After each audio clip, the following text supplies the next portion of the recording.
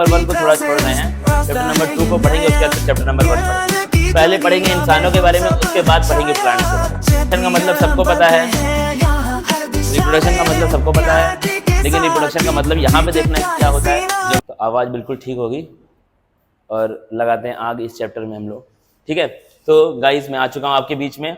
हम लोग अपना एक चैप्टर करेंगे स्टार्ट, और उस चैप्टर का नाम क्या है, ह्यूमन रिप्रोडक्शन।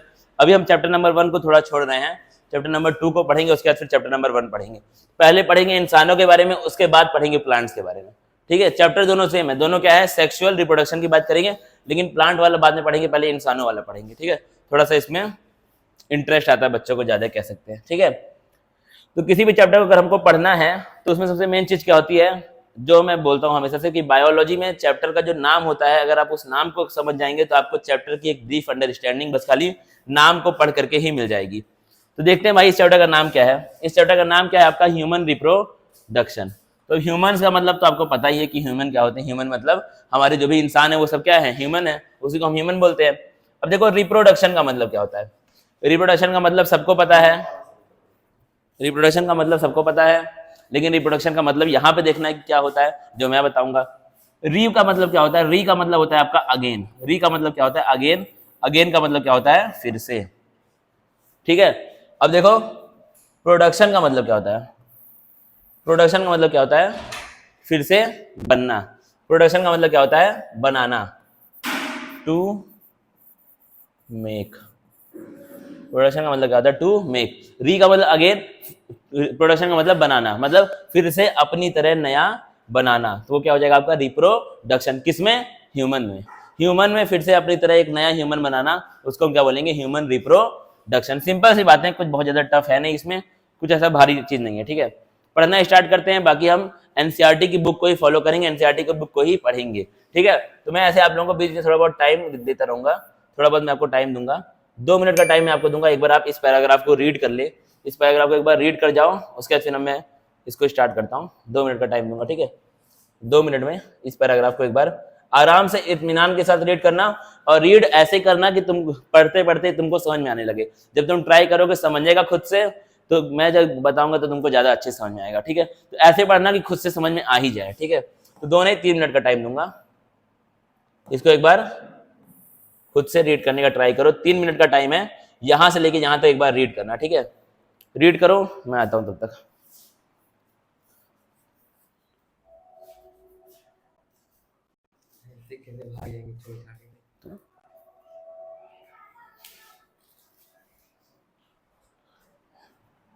ठीक है, हर एक लाइन को पढ़ना, हर एक लाइन को समझने का ट्राई करना, ठीक है।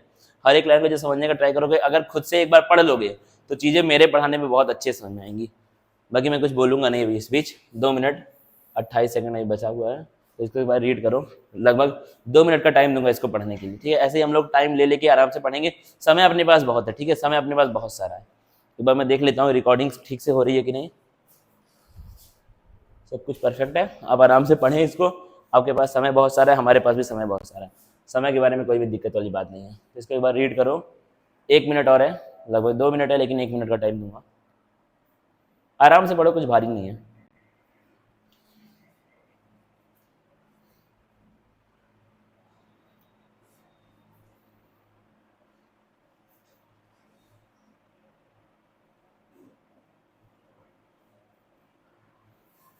आराम से धीरे धीरे पढ़ते जाओ, ठीक है। अब तक मुझे लग रहा है कि सभी ने लगभग पढ़ ही लिया होगा।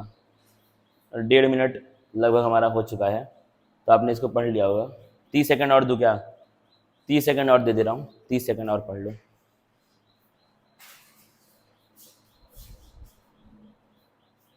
ठीक है, अब इसको खत्म करते हैं, कुछ ज़्यादा है नहीं, पढ़ लिया होगा आप सभी ने। 19 सेकंड बाकी है, लेकिन चलो ठीक है, काटता हूँ इसको। अब देखना, तो इसमें देखेंगे क्या क्या चीज़ें इंपॉर्टेंट दी हुई हैं। क्या लिखा है, humans are sexually reproducing organism.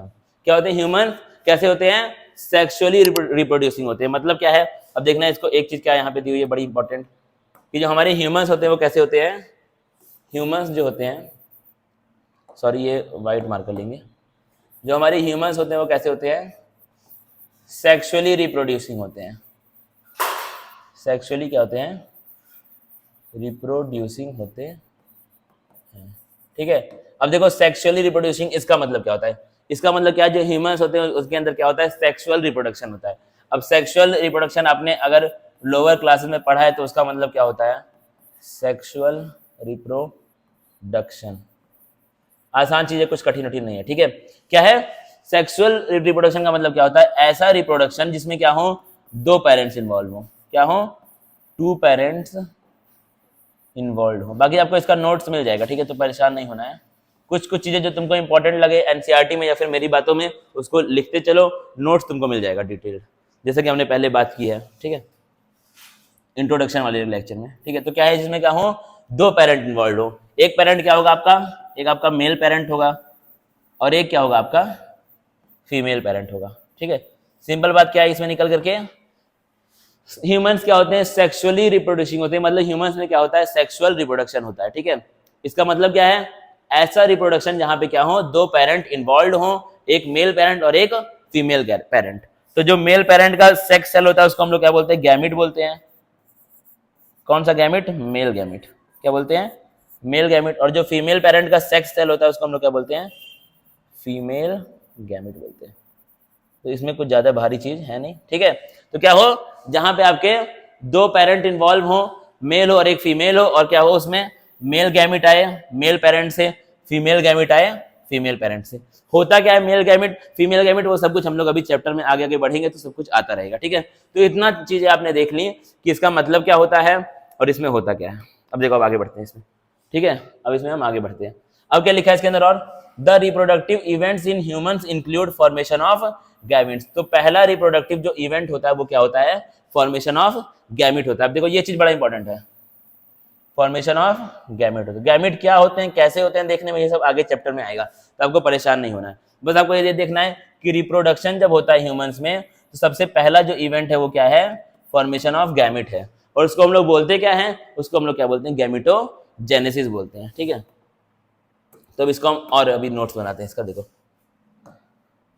Reproductive events डालोगे, हेडिंग क्या, रिप्रोडक्टिव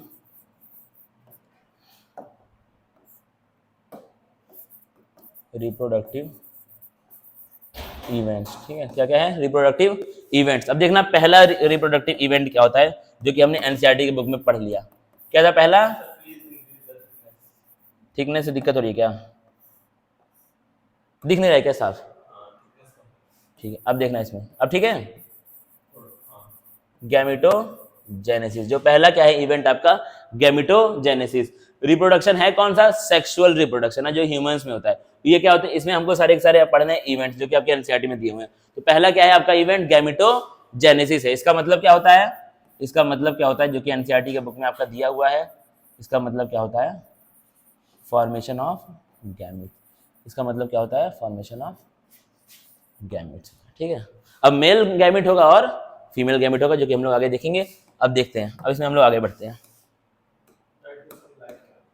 ठीक है। क्या ब्राइटनेस, अच्छा अच्छा, ठीक है ठीक। अब क्या है, देखो पहला क्या था, फॉर्मेशन ऑफ गैमेट। अब कौन कौन सा है, जो स्पर्म है वो किस में बनेगा, मेल में बनेगा, और जो ओवम है वो फीमेल में बनेगा। मतलब दो तरह के होते हैं गैमेट, एक होता है मेल गैमेट, एक होता है फीमेल गैमेट, जो कि हमने इसके पहले भी देखा था जब हम लोग लिख रहे थे सेक्सुअल रिप्रोडक्शन के बारे में।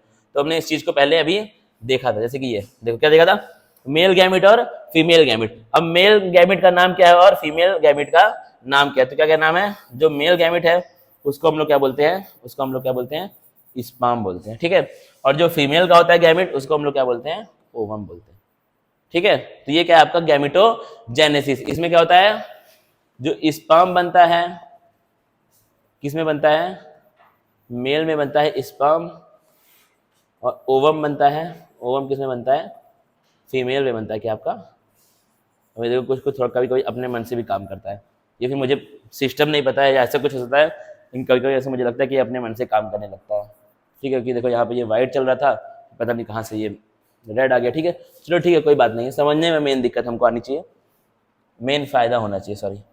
तो क्या है गैमेटोजेनेसिस, इसका मतलब क्या होता है, फॉर्मेशन ऑफ गैमेट, ठीक है। सिंपल सिंपल बातें, कुछ टफ नहीं है। फॉर्मेशन ऑफ गैमेट दो तरह का होता है, एक क्या होता है स्पर्म बनता है, और दूसरा क्या है ओवम है। स्पर्म कहाँ बनता है, मेल में बनता है, ओवम कहाँ बनता है, फीमेल में बनता है, ठीक है। सिंपल सिंपल बातें, कठिन कुछ है नहीं। अब देखते हैं, देखो यहाँ पे, ठीक है। अब क्या है, सेकंड देखना, ये हो गया आपका पहला रिप्रोडक्टिव इवेंट।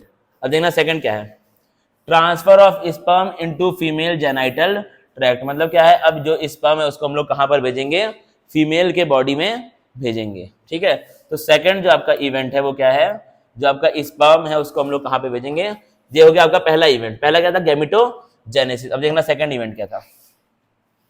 सेकंड जो आपका इवेंट है ये क्या है, ट्रांसफर ऑफ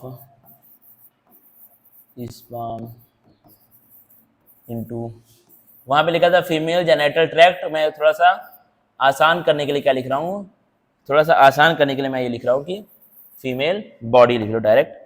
ठीक है, फीमेल बॉडी। तो ठीक है, तो ये आपका जो स्पर्म है उसको हम लोग कहां पर भेजेंगे, फीमेल के बॉडी के अंदर भेजेंगे। इस प्रोसेस को हम लोग क्या बोलते हैं, इस प्रोसेस को हम लोग क्या बोलते हैं, स्पर्मिएशन बोलते हैं इसको हम लोग। अब देखना भाई, जो इंपॉर्टेंट है उस चीज को देखते चलना, जो इंपॉर्टेंट है उस चीज को देखते चलना। ठीक है, इंसेमिनेशन बोलते हैं। देखो यहाँ पे शायद मुझे लगा मैंने क्या लिख दिया, स्पर्मिएशन लिख दिया, सॉरी स्पर्मिएशन तो होता है जब स्पर्म बाहर आता है इस सेमिनिफेरस ट्यूब्यूल के। ठीक है, वहां पे गलती हुई थी, तो क्या होता है आपका इन सेमिनेशन। ठीक है, माई बैड, गलती हो जाती है तो बोलते हैं माई बैड, तो माई बैड हो गया। ठीक है, तो क्या आपका अब क्या था सेकंड स्टेप, सेकंड जो था इवेंट वो क्या है, transfer of sperm into female body. मतलब जो स्पर्म बन गया है मेल में उसको कहां पर भेजेंगे, फीमेल के बॉडी में भेजेंगे। और इस भेजने के प्रोसेस को हम लोग क्या बोलते हैं, इंसेमिनेशन बोलते हैं। इंपॉर्टेंट है याद रखना, इंपॉर्टेंट है याद रखना। ठीक है, अब देखो थर्ड क्या हो रहा है, अभी हम खाली पढ़ रहे हैं रिप्रोडक्टिव इवेंट, अभी हम इस चैप्टर का ब्रीफ पढ़ रहे हैं। अब क्या है दूसरा क्या होगा, अब जो आपका स्पर्म था वो फीमेल के बॉडी के अंदर चला गया, किस प्रोसेस से, इंसेमिनेशन से। किस प्रोसेस से, सॉरी किस प्रोसेस से, इंसेमिनेशन से। ठीक है, अगला क्या है, fusion of male and female gamete. अब क्या होंगे, जब वो फीमेल के बॉडी में गया और फीमेल के बॉडी में पहले से फीमेल गैमेट बन गया था, फीमेल के बॉडी में पहले से फीमेल गैमेट बन गया था। अब क्या होगा, दोनों की मुलाकात होगी। क्या होगा, दोनों की मुलाकात होगी, मेल और फीमेल गैमेट दोनों मिलेंगे। गैमेट को हम लोग सेक्स सेल भी बोलते हैं। ठीक है, गैमेट को हम लोग सेक्स सेल भी बोलते हैं, तो कंफ्यूज मत होना कहीं अगर सेक्स सेल वर्ड पढ़ना तो। अब देख लो थर्ड स्टेप, अब देख लो थर्ड स्टेप क्या होगा, मेटिंग ऑफ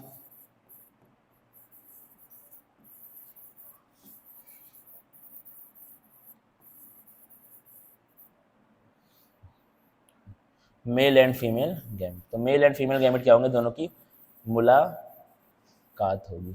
ठीक है, मेटिंग बोल सकते हैं, फिर इसको ज्यादा अच्छे से क्या होगा, फ्यूजन। फ्यूजन मतलब क्या होता है, फ्यूजन मतलब होता है जुड़ना, मिल जाना, आपस में चिपक जाना। ठीक है, तो क्या है, fusion of male and female gamete. अब देखो इस प्रोसेस को हम लोग क्या बोलते हैं, ये हम लोग पहले पढ़ चुके हैं क्लास 9 10th में, अगर आपने पढ़ा है तो क्या बोलते हैं इसको हम लोग,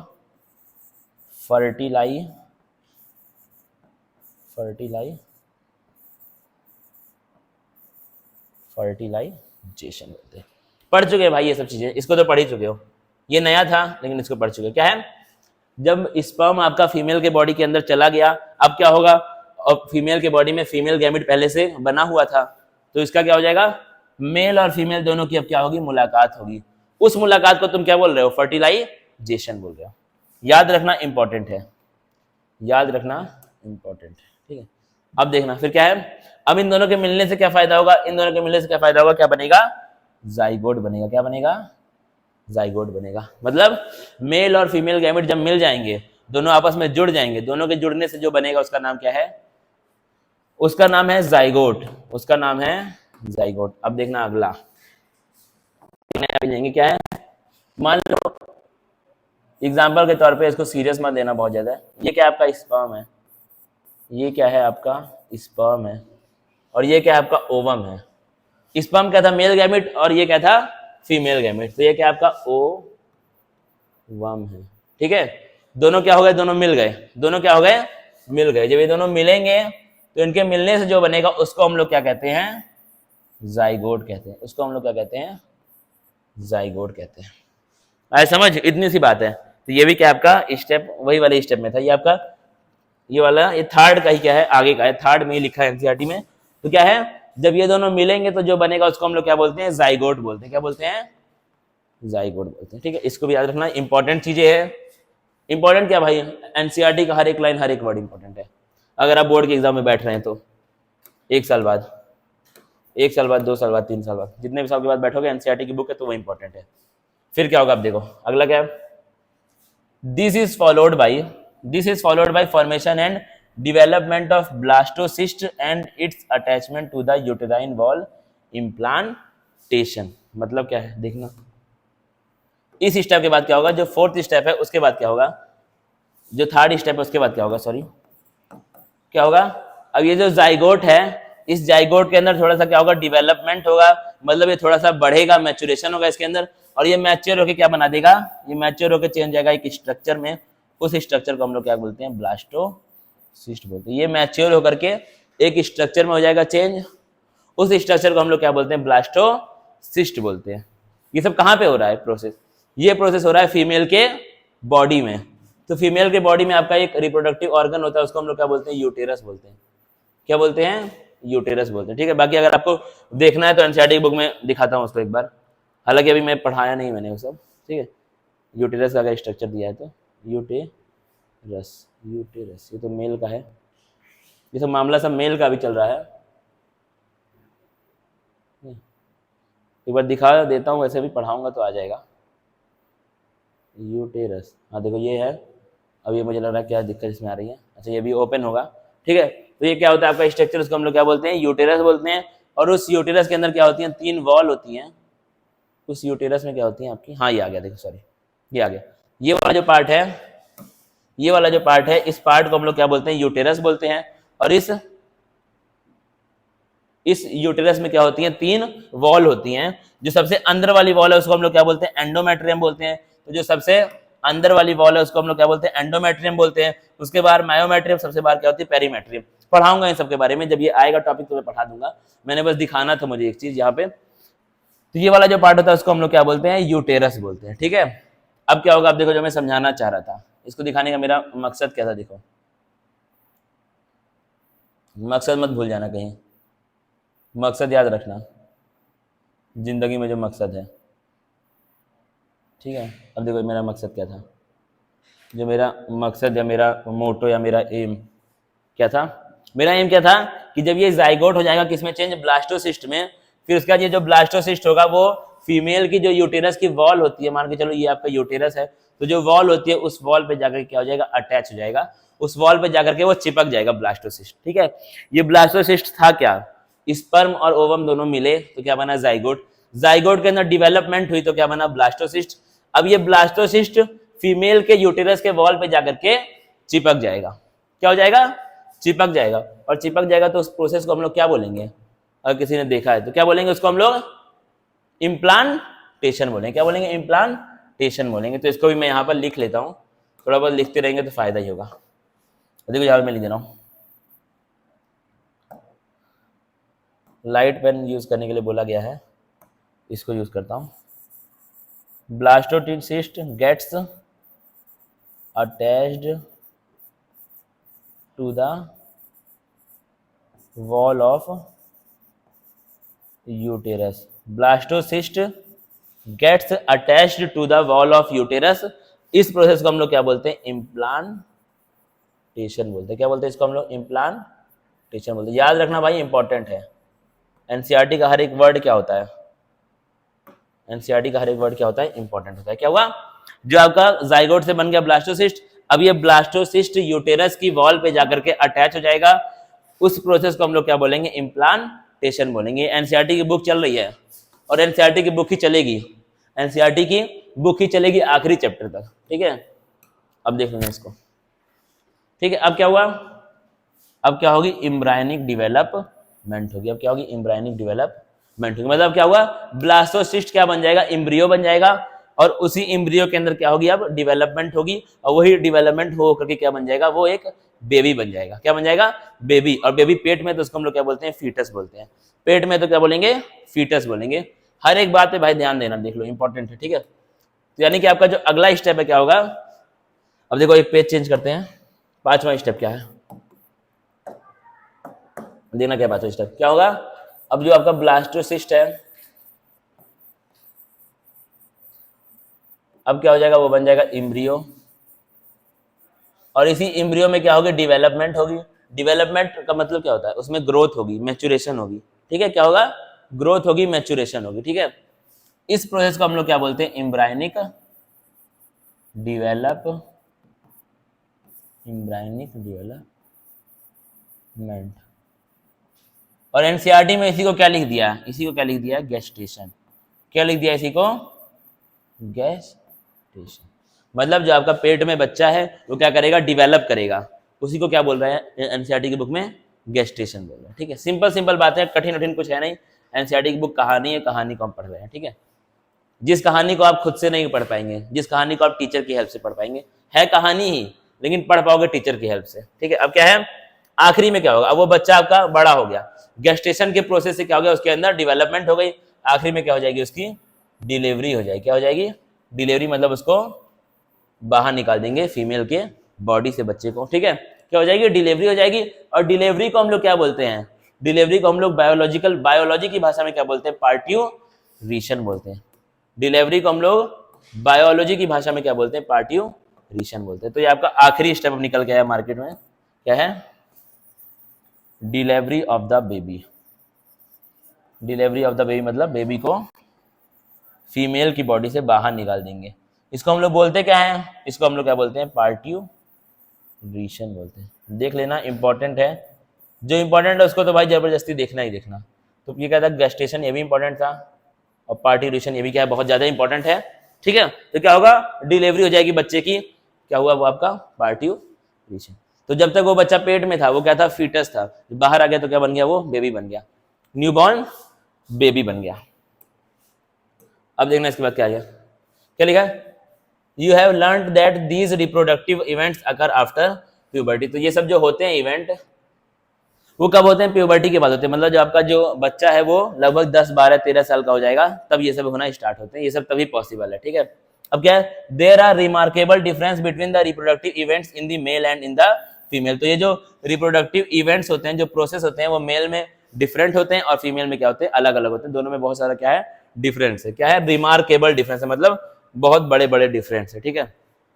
for example, sperm formation continues even in the old man.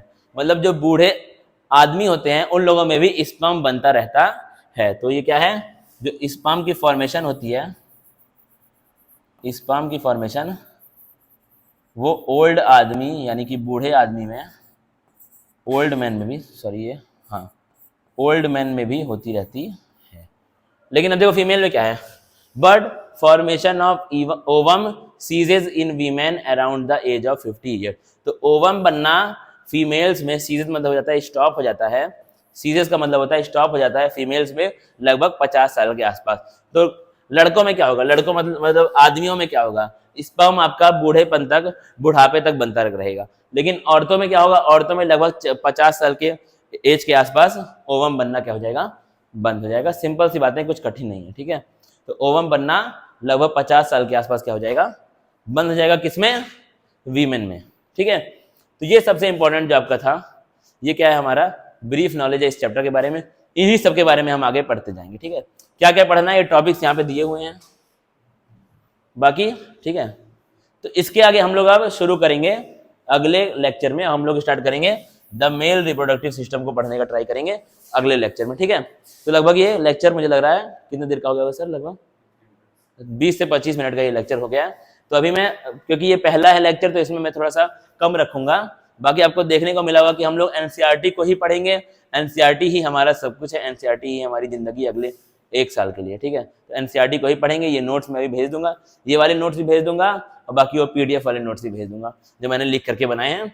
और अपने भी नोट्स बनाओ, जो चीजें तुमको लगे कि इसमें इंपॉर्टेंट है उसको लिखो, उसको बनाते चलो मेरे साथ साथ। और बाकी डिटेल नोट्स भी जाएंगी, ये वाला एनसीईआरटी की बुक भी जाएगी, मेरी लिखी हुई वाली बुक भी जाएगी, और एनसीईआरटी की नॉर्मल बुक भी जाएगी जो हमको वेबसाइट पे मिलती है, ठीक है। बाकी हम मिलेंगे अगले लेक्चर में, पढ़ेंगे फिर से, आगे लगाएंगे। Thank you guys.